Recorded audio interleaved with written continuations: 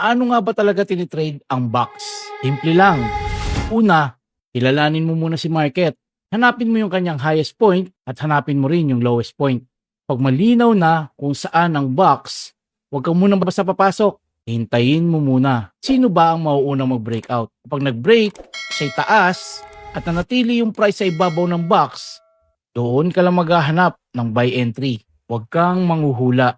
Hintayin mong i-confirm ni market ang kanyang direction. Kapag tumigil ulit ang presyo, gumawa ka ulit ng panibagong box. Tapos ulitin mo lang ang proseso. Hintayin mo ulit kung saan magbe-break. Kay taas ba o sa baba. Kapag nag-break ulit sa itaas at hindi na bumalik ulit sa loob ng box, pwede ka nang sumabay ulit sa trend. Gawin mo lang ito hanggang marating ng market ang validation area ng box. Kaya sa TDLC, lagi namin sinasabi, no breakout, no trade. Hindi mo kailangan hulaan si market. Hintayin mong siya magsabi kung saan siya pupunta. Kung gusto matutunan yung ganitong klaseng strategy, comment mo lang, join.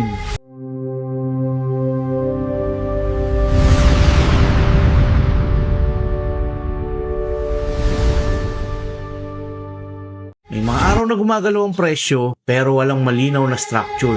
Gusto kong linawin ito. Hindi araw-araw may trade. At okay lang yun. Tignan mo itong chart na to. Yan yung araw na maraming natatalo kahit walang malinaw na setup. Bakit? Kasi pinipilit nilang mag-trade. Hindi lahat ng araw may trade. Ang trader marunong maghintay. Hindi dahil tamad, kundi disiplinado. Hi, I'm Dids. Dati po akong OFW and now I'm full-time trader. Kung nagmamadali ka sa trading, maling laro ito. Ang market may timing. Tingnan mo ang chart. Hindi dahil gumalaw ang presyo, kailangan mo nang pumasok. Kaya hindi to para sa lahat, para lang sa handang maghintay. Ang trader, marunong rumispeto sa timing na yon. Sumunod sa proseso, kontrolin ang sarili. Kung nagmamadali ka, huwag ka munang mag-trade.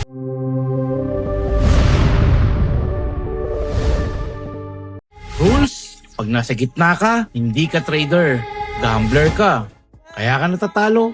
Nasa gitna ka kasi ng box. Kita mong gumalaw, kala mo may direction na kagad. Minin mo na, pumasok ka kahit wala pang breakout. Pero ang totoo, nasa loob ka pa ng range. Diyan nangyayari ang choppy market. At diyan ka posibleng maubos.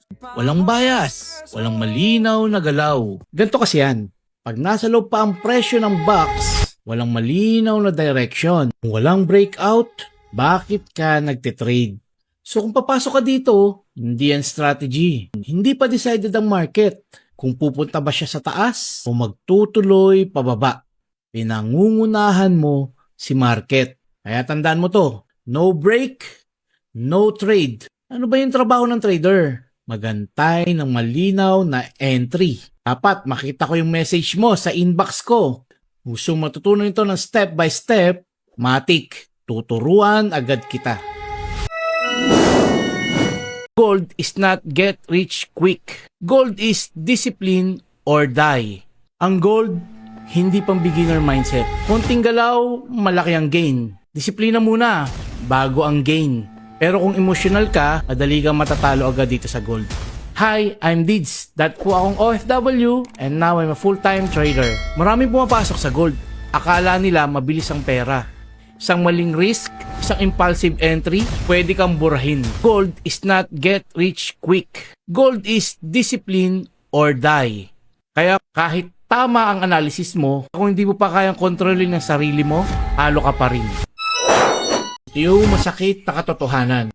Gusto mong kumita pero ayaw mong maghantay. And lahat gusto mag-profit pero konti lang yung mayroong willingness na maghintay. Wala pang confirmation, pagtalo, sasabihin mo, mahirap ang market. Tahimik yung market, naiinip ka. Wala pang breakout, napipilitan ka mag-entry. Patience is part of the strategy. Hindi market ang problema minsan. Yung pagiging makulit mo. Ang patient trader hindi ang marunong maboard. Prepared lagi siya.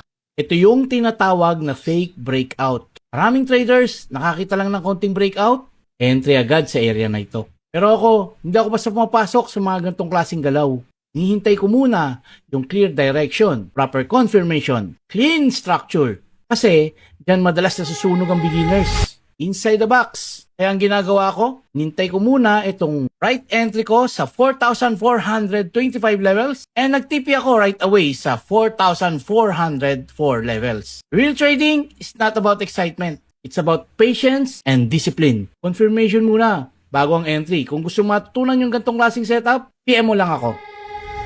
Tingnan mo ito, gumalaw ang presyo, pero hindi lahat ng galaw ay mayroong trade. Maraming tumitingin sa chart, pero kaunti ang marunong maghintay. May mga oras din naman na clear si market. Ang problema ng beginners, pumapasok kahit pa hindi malinaw. Ang market ay may structure. May mga oras na magulo si market. Hindi ito para sa lahat. Para lang ito sa handang mag-aral muna. Kaya kahit tama minsan ang direction, talo pa rin. Hindi dahil kulang sa strategy, kundi dahil sa kulang sa structure, patience, at control. Hi, I'm Dids. Dati po akong OFW and now I'm a full-time trader. Gusto ko lang linawin ito. Ang chart ay hindi guessing game. Ang problema ng beginners, pumapasok sila kahit wala pang malinaw na structure. May structure ang market. Tingnan mo ito. Bago gumalaw ang presyo, may ginagawa muna ang market. Nagko-consolidate, nag-iipon ng orders. Hindi yan random. Structure muna bago entry. Walang context, walang plano. Kaya kahit gumalaw ang presyo, talo pa rin sila. Hindi dahil mali ang chart, kundi dahil mali ang timing at walang proseso. May dalawang klase ng tao. Yung unang klase, naghahanap agad ng entry. Yung pangalawa, naghahanap muna ng context. Walang malinaw na bias. Pero maraming pumapasok dito. Tignan mo ito, walang malinaw na structure. Paramihan dapat ito ng disiplina, kaya maraming natatalo. Ang trading, hindi yan paramihan ng trades. Hindi ito para sa lahat, para lang sa may tiyagang maghintay. Hi, I'm Dids, dati po akong OFW, and now I'm a full-time trader. Ang market, hindi yan palagi nagbibigay ng pagkakataon. Ito yung madalas hindi napapansin ng mga beginners. Tingnan mo yung chart, may mga oras na gumagalaw. Pero walang linaw ang direction. Yan yung phase na maraming natatalo. Ang trader, marunong hindi pumasok. Bakit? Kasi pinipilit nilang mag-trade kahit wala pang setup. Hindi lahat ng oras, tradable. Hindi dahil takot ka, kundi dahil may proseso ka. Ito yung hindi tinuturo agad. Risk management is psychology. Risk management truth. Hindi ka natatalo dahil mali ka lagi. Natatalo ka kasi malaki ka mag-risk kapag emotional ka na. Hi, I'm Dids. Dati po akong OFW and now I'm a full-time trader. Kapag di mo kayang sundin ang sarili mong rules, kahit 90% ang win rate, magiging zero pa rin ang account mo. Hindi ako nagtuturo ng hype. Hindi rin ako nagpa-promise ng mabilis na gain. Ang tinuturo ko ay sistema, disiplina at tamang proseso. Yung iba gusto lang ng motivation. Yung iba naman pang scroll lang. Pero kung isa ka sa tahimik, consistent at gustong intindihin mo na ang gold bago kumita, nasa tamang lugar ka. Kasi sa gold trading, hindi panalo ang pinakamaingay, kundi ang pinaka-consistent. Kung gets mo ito, stay.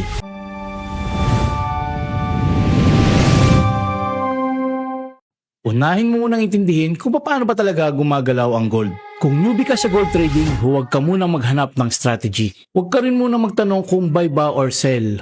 Kaya ako gumawa ng mini course, hindi para sa lahat. Para lang sa gustong mag-build ng tamang foundation bago pumasok sa totoong market. Kung seryoso ka, alam mo na ang next step. Ito ang crosshair tool sa TradingView. Ginagamit ito para makita mo ang eksaktong price at exact timing ng galaw ni market.